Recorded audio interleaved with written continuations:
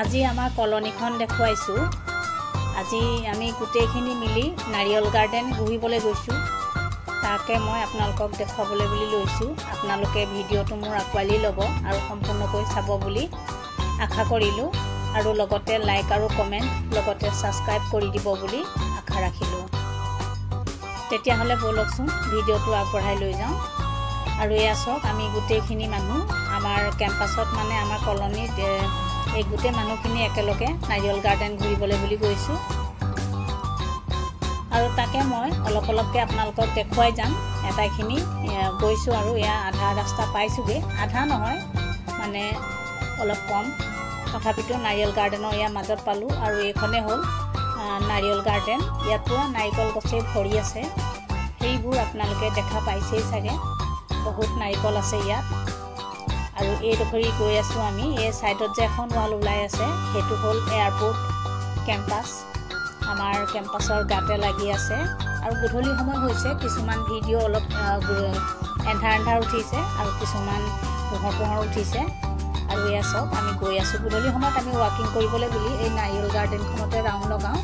আৰু বহুত ডাঙৰ এখন গাৰ্ডেন, এক ৰাউণ্ড লগালে কিজানি 2 কিলোমিটাৰমান হয়। সেইকাৰণে আমি ঘূৰি গধূলি সময়ত এই নাৰিয়ল গাৰ্ডেনখনতে ৰাউণ্ড লগাওঁগৈ। আৰু দেখা পাইছে পুৰা গছ গছনিয়ে ভৰি আছে, খুব সুন্দৰ এটা পৰিৱেশ।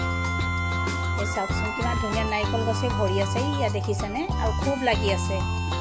অলপ আগতে মানুহে নাৰিকল পাৰিলে, তেওঁলোকে পাৰি বিক্ৰীও কৰিলে আৰু এয়া বস্তাত ভৰাই আমিবোৰেও আনিছোঁ। অলপ নাৰিকল বিক্ৰীও কৰে, বাহিৰলৈও যায়, আমাৰ ভিতৰৰ মানুহেও আনে।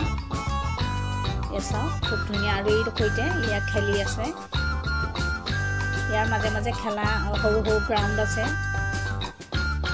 এয়া চাওক এইফালে এটা ৰাস্তা আছে, ইয়া এয়াৰপোৰ্টৰ এখন ৱাল হয়। খুব ধুনীয়া ৰাস্তা পদূলি, ঘূৰিবলৈ বহুত ধুনীয়া, ভাল শান্ত পৰিৱেশ, ঠাণ্ডা, ভাল লাগে ঘূৰি। আৰু এইবোৰ হ'ল কেম্পৰ ভিতৰতে মিউজিক শিকায়, তেওঁলোক ইয়াত থাকে, তেওঁলোকৰ বাৰীত হয় এইবোৰ। মিউজিক শিকোৱা মানে থকা হয় এওঁলোক। আগলৈ এটা ঘৰ আছে, সেইটোত শিকোৱা মানুহবোৰ তাত বহে আৰু শিকায়। আৰু শিকাই উঠিলে মানে এই ঘৰটোতে আহি থাকেহি। আৰু এয়া চাওক বহুত গছ গছনিয়ে ভৰি থকা এটা কেম্পাছ হয়। বেংগলোৰ ইমান ডাঙৰ এটা মেট্ৰ' চিটি হয়, কিন্তু ইয়াত বহুত গছ গছনি আৰু খুব মানে ফল মূলৰ পৰা আদি কৰি সকলো বস্তু এভেইলেবল আছে। আৰু এয়া চাওক গৈ থাকোঁতে এয়া এই বাওঁ চাইডে এটা ঘৰ দেখিছেনে? এই ঘৰটো আমাৰ মিউজিক শিকোৱা ঘৰ হয়। ইয়াতে মানে গোটেই মানুহখিনিয়ে বহি পেলানি মিউজিক শিকে, তাৰপৰা বিগল বজাবলৈ শিকে। ইয়াত লিখা আছে, বিগল লিখা আছে। এয়া চাওক বিগল লিখা আছে, ইয়াতে শিকায় তাৰমানে। আৰু এয়া আগত গৈ থাকোঁতে এডোখৰি জেগা পালোঁ। এইডোখৰি হ'ল আমাৰ গেছ এজেঞ্চি। এয়া গেছ এজেঞ্চি। আমাৰ সকলোবোৰ বস্তু ভিতৰতে পোৱা যায়।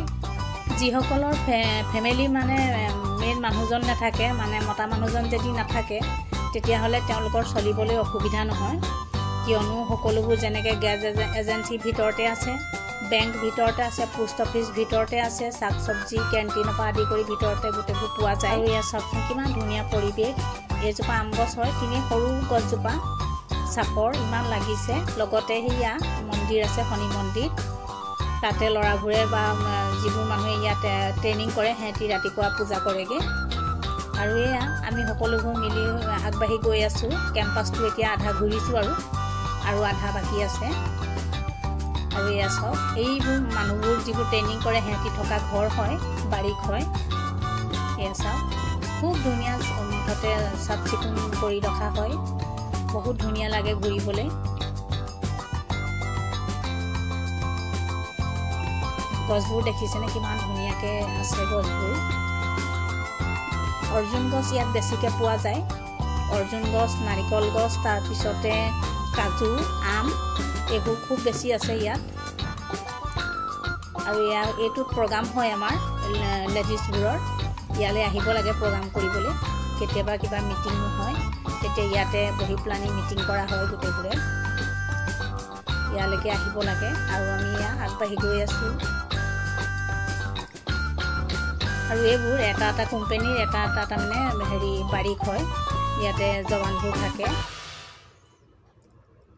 এয়া চাওক গৈ আছোঁ এই কৃষ্ণচূড়া গছ বহুত আছে ইয়াত এইয়া দেখিছেনে দূৰৰ পৰাই দেখা পাইছে কৃষ্ণচূড়া গছ ইমান আছে ইমান ফুলি মানে কেউফালে ৰঙা হৈ আছে বহুত ধুনীয়া এটা সুন্দৰ পৰিৱেশ এইপিনে আগলৈও যাব পৰা হয় কিন্তু আমি নাই যোৱা এইপিনে আকৌ ঘূৰি দিছোঁ এইপিনৰ পৰাও আমি বহুতখিনি যাব লাগিব সেই গতিকে আমি এইপিনে ঘূৰি আৰু এতিয়া গধূলি হৈ আহিছে সেইকাৰণে আমি সোনকালে আহিছোঁ বতৰটো বৰ এটা ভাল নহয় এটুপ দুটুপ বৰষুণ পৰিছে সেই গতিকে আমিবোৰ অলপ সোনকালে খোজকাঢ়িছোঁ সোনকালে গৈছোঁ লগতে সৰু ল'ৰা ছোৱালীও লৈ গৈছে মাকত গৈছে যেতিয়া সৰু ল'ৰা ছোৱালীবোৰ ক'ত থ'ব তাহাঁতকো লৈ গৈছে লগতে সিহঁতিবোৰ পিছ পৰি আছে সিহঁতিবোৰ আহোঁতে অলপ টাইম লাগিব এয়া চাওক এইবোৰ বাৰীক হয় এয়া গৈ আছোঁ আমি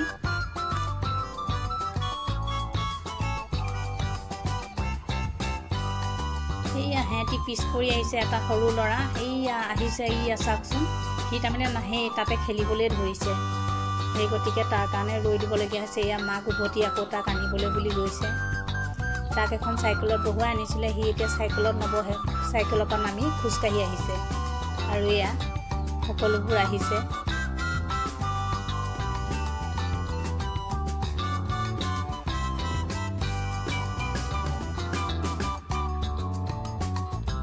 আমাৰ লগত এয়া নেপালৰ আছে তাৰপৰা অসমৰ আছে তাৰপৰা হাৰিয়ানাৰ আছে পাঞ্জাৱৰ আছে তেওঁলোক চবেই ঘূৰিছোঁ আমি একেলগে আৰু এয়া এটা পুখুৰী আছে এইটো বৰ ধুনীয়া পৰিৱেশ আৰু এয়া ৱাকিং কৰা ল'ৰাবোৰ ঘূৰি ফুৰিছে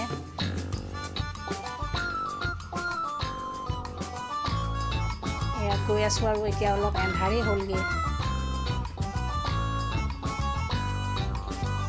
এয়া পুখুৰীটো চাওকচোন কিমান ধুনীয়া লাগিছে ইয়াতে মাছো আছে আৰু ইয়াতে যেনেকৈ দুৰ্গা পূজা হ'লে দেৱী বিসৰ্জন দিয়ে গণেশ পূজা হ'লে ইয়াত বিসৰ্জন দিয়ে এইটো এটা হাঁহ আছে হাঁহো আনিছিলে বহুত হাঁহ আছিলে ইয়াত কিন্তু চব কুকুৰে খাইছে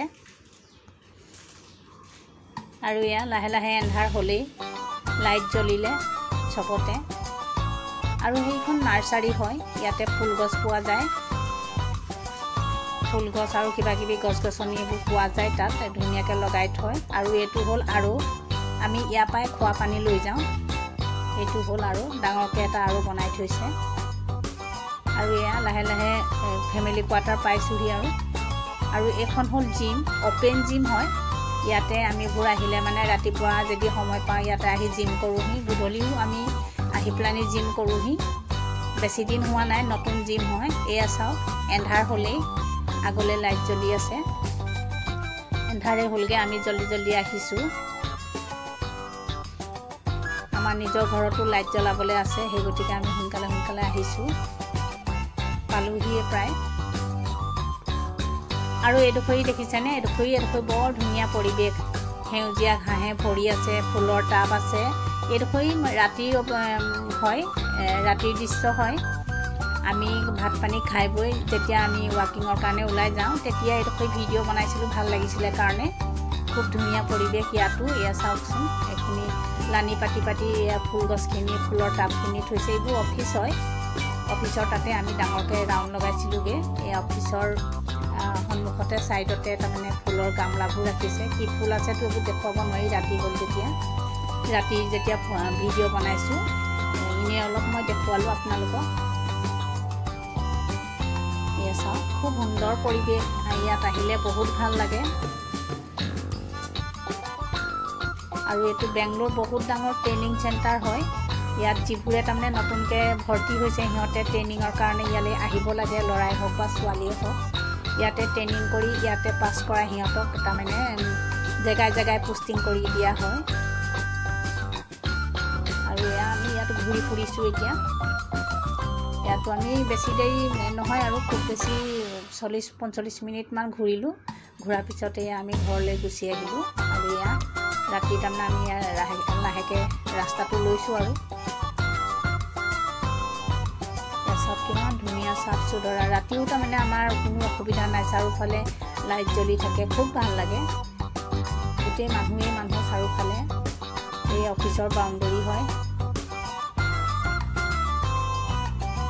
মোৰ ভিডিঅ'টো আপোনালোকে কেনেকুৱা পালে এবাৰ কমেণ্টত জনাব লগতে লাইক আৰু সাবস্ক্ৰাইব কৰি দিব আপোনালোকে মোৰ চেনেলটো আগবঢ়াই লৈ যাব বুলি মই আশা কৰিলোঁ তেতিয়াহ'লে ধন্যবাদ